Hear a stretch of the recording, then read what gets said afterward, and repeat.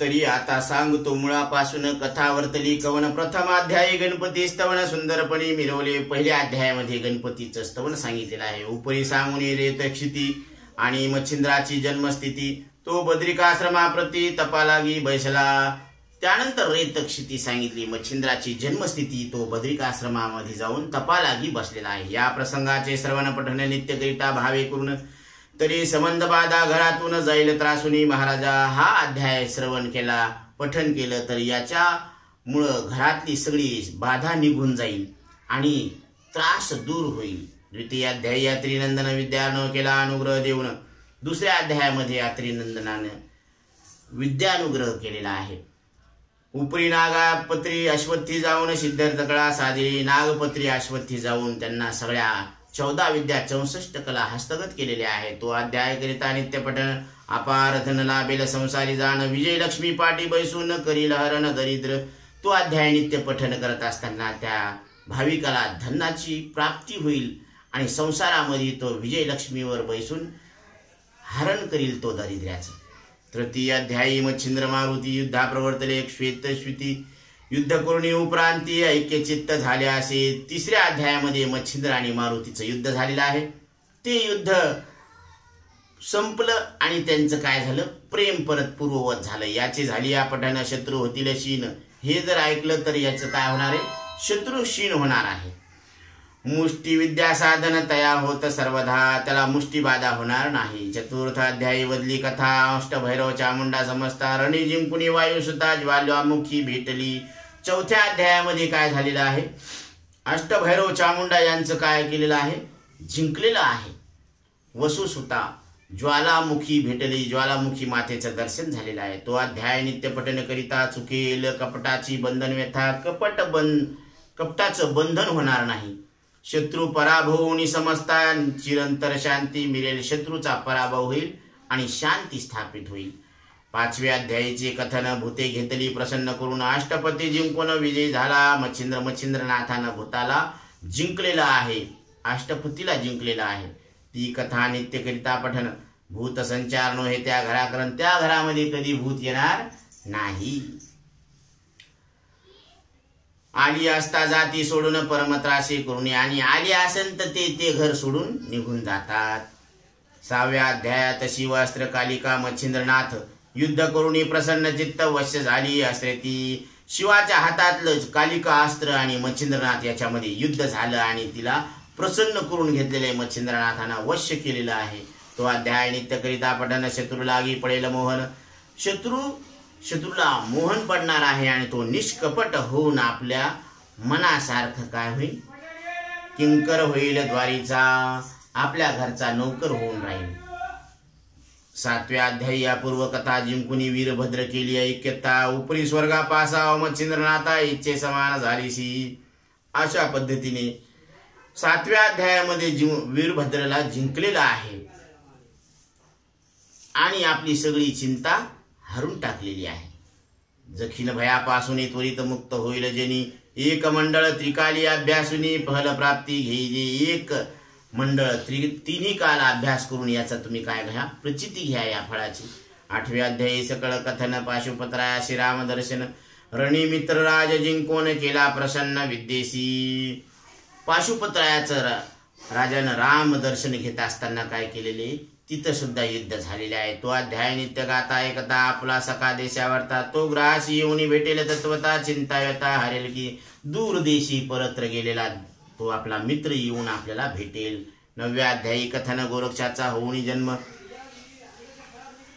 उपरी शेवणी बद्रिकाश्रम विद्यार्णव झालासे। बद्रिकाश्रमामध्ये त्यांची विद्या पूर्ण झालेली आहे। तो अध्याय नित्य गाता ऐकता साधेले विद्या इच्छिल्या अर्था। ब्रह्मज्ञान रसायन कविता 14 विद्या करून आहे।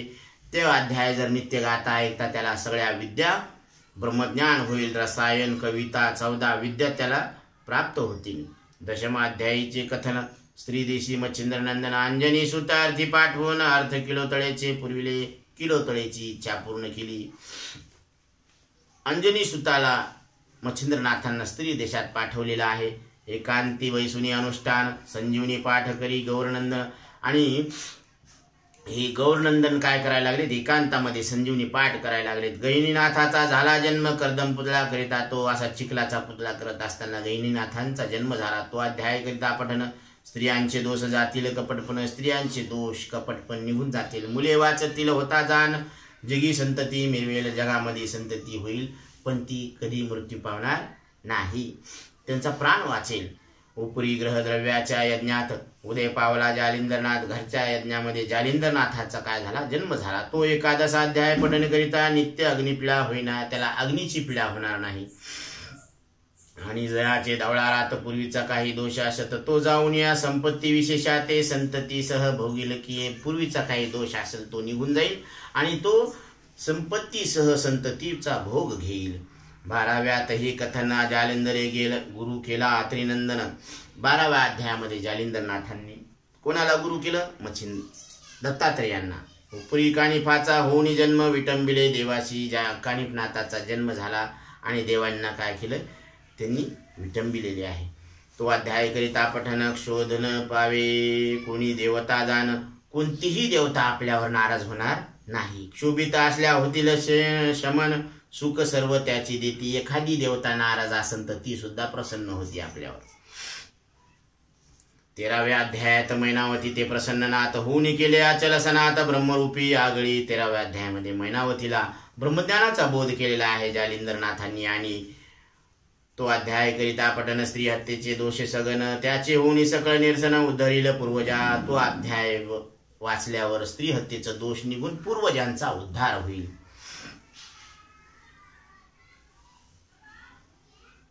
चतुर्दशाध्यायी कथन करते तर जालिंदर गोपीचंदाने स्त्री बोले घातले नेऊन, गुप्त निशा माझारी. जालिंदरनाथाला गोपीचंद राजांनी काय केलेले, की स्त्रीच्या बोलण्यावरून गर्तेमध्ये घातलेला आहे. तर तो अध्याय पठन करिता असेल बंद कारागृही व्यथा, तरी जा होय त्याची होईल मुक्तता. निर्दोष जनी वर्तील, जर कोणी कारागृहामध्ये बंद असेल तर त्याची निर्दोष मुक्तता होईल आणि तो सुखान जगामध्ये नांदेल.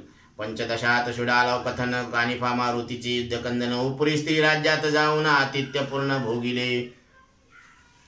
यानंतर 16व्या अध्यायात कानिफा भेटला गोपीचंदा, ते गोपीचंद राजाला कानिफनाथ भेटले.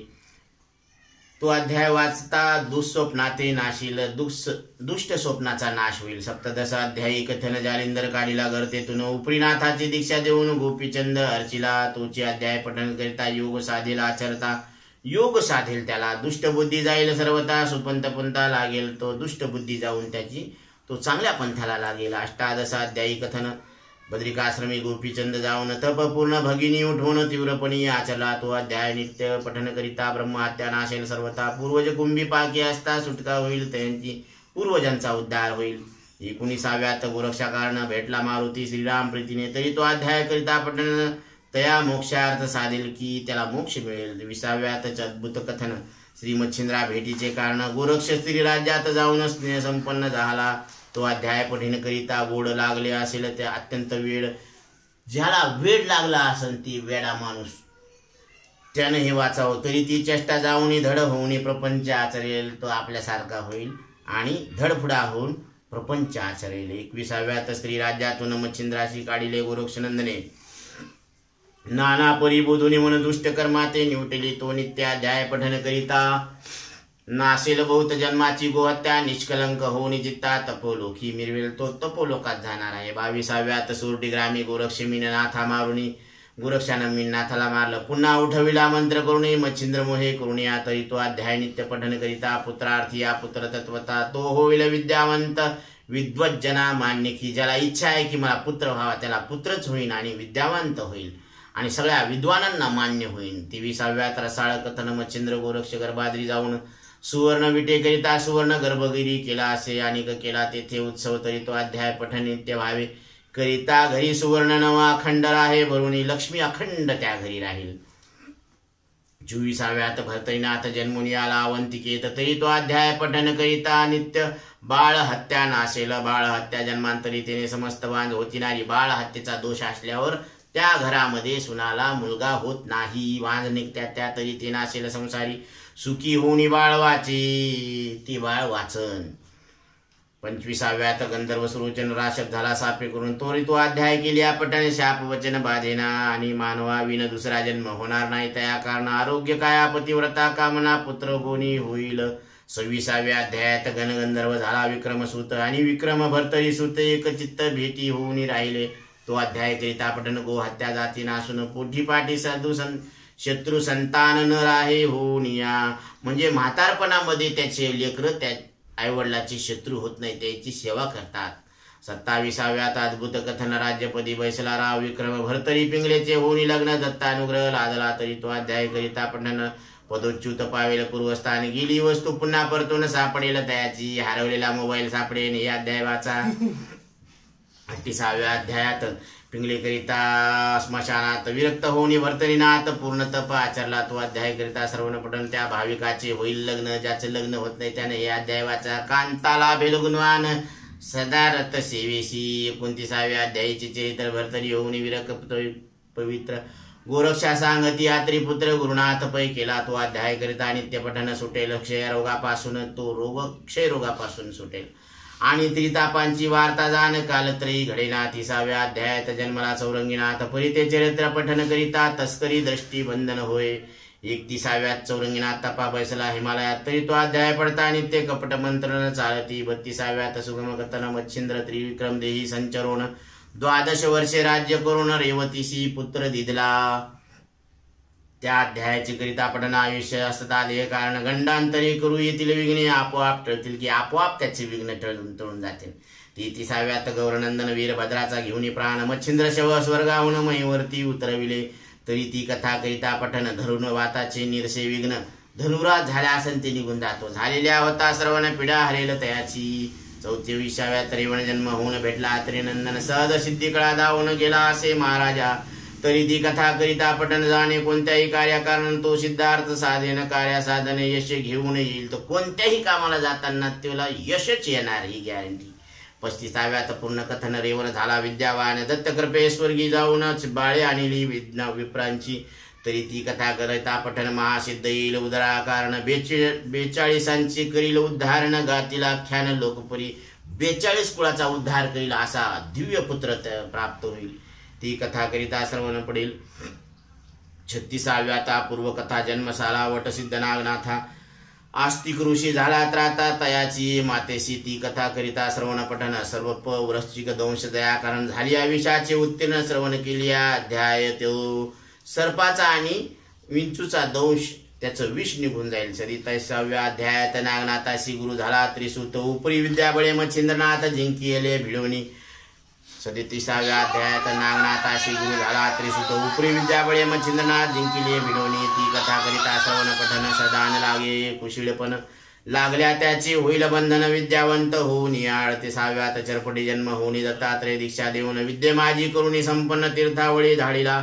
तरी ती कथा सुरस श्रवण पठन होता त्यास हिवता मधुरा नवज्वरास शांती होईल सर्वस्वी. 39व्यात कथा चरपटीने जिंकले अमरनाथा हरिहरादी देवा समजता स्वर्गी ख्याती लाविली. तरी तो अध्याय करिता पठन तो युद्धा जाता तपोधन शस्त्र बाण पावन जय घेऊन येईल. की युद्धामध्ये जर आपल्याला विजयी व्हायचं तर हा अध्याय वाचायचा भांडणामध्ये. यावरी 40व्यात कथन सर्वनाथा ते पाक शासन स्वर्गी नेऊन करी हवन विद्यार्थी रूपे अर्थ पुरविला.